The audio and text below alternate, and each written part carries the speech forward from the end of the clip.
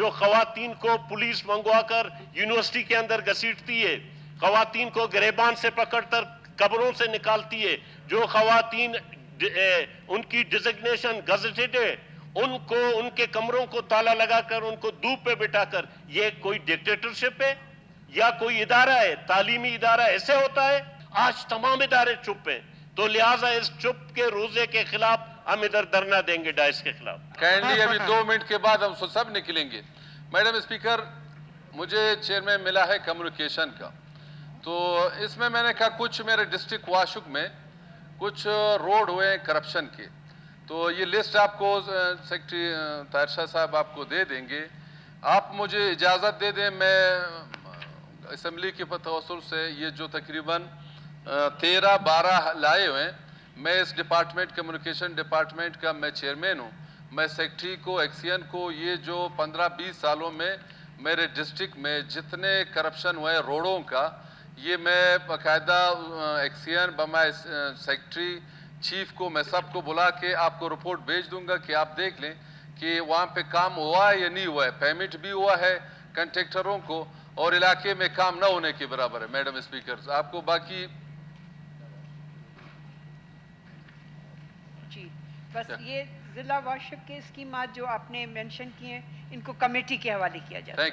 Thank you. Madam speaker, ایک اور بات کرنا چاہتا ہوں، ہم فلور میں یہ ایس بی کے کا رحمت صاحب کو پتا ہے، ہم لوگ گئے تھے وہاں پہ، ایس بی کے ہمارے سارے احتجاج میں تھے، کیونکہ وہاں کا وائس چانسلر ہے، نام کیا ہے رحمت صاحب اس کو پتہ نہیں، میڈم ہے کہ وہاں پہ اس نے پورا ایس بی کے یونیورسٹی کو یرغمال کیا ہوا ہے۔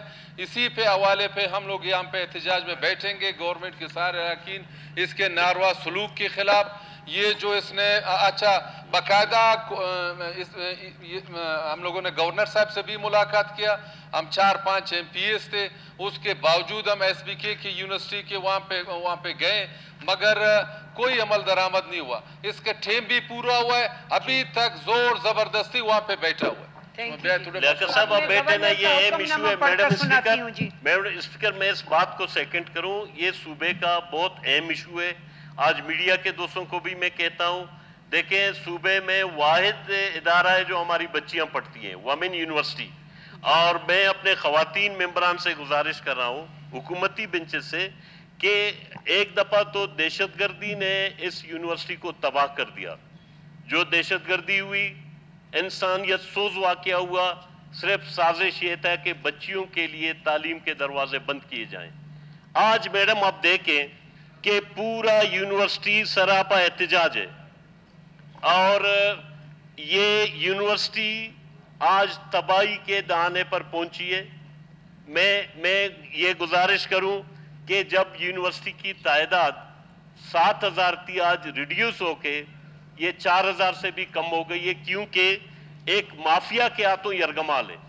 آیا پورا صوبے کے ادارے، یہ کس طرح کا بلا ہے کہ سارے ادارے ایک خاتون کے ہاتھوں یرغمال ہیں؟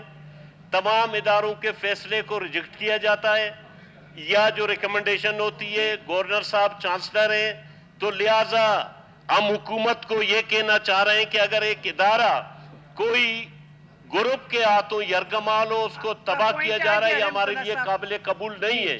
تو ہم احتجاجاً آپ کے ڈائس کے سامنے دھرنا دیں گے جب تک حکومت نے اس ڈکٹیٹر، اس ملازم کش اور اس انسانیت سوز جو واقعات ہیں، جو خواتین کو پولیس منگوا کر یونیورسٹی کے اندر گھسیٹتی ہے، خواتین کو گریبان سے پکڑ کر قبروں سے نکالتی ہے، جو خواتین ان کی ڈیزگنیشن گزٹڈ ہے، ان کو ان کے کمروں کو تالا لگا کر ان کو دھوپ پہ بٹھا کر، یہ کوئی ڈکٹیٹرشپ ہے یا کوئی ادارہ ہے؟ تعلیمی ادارہ ایسے ہوتا ہے کہ جہاں خواتین کی بے عزتی کی جائے؟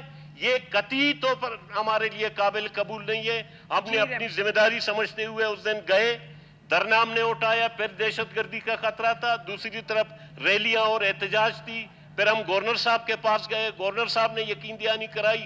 آج تمام ادارے چپ ہیں، تو لہٰذا اس چپ کے روزے کے خلاف ہم ادھر دھرنا دیں گے ڈائس کے خلاف۔ جی تھینک یو جی۔ اب میں گورنر کا حکم نامہ پڑھ کر سناتی ہوں۔ In exercise of the powers conferred on me by Article 109B of the Constitution of the Islamic Republic of Pakistan, 1973, Sheikh Jafar Khan Mandokhel, Governor of Balochistan, hereby ordered that on conclusion of business, the session of the Provincial Assembly of Balochistan shall stand prorogued on Thursday, the 1st August 2024. अब assembly का इजलास गैर मुअय्यना मुद्दत तक मुलतवी किया जाता है.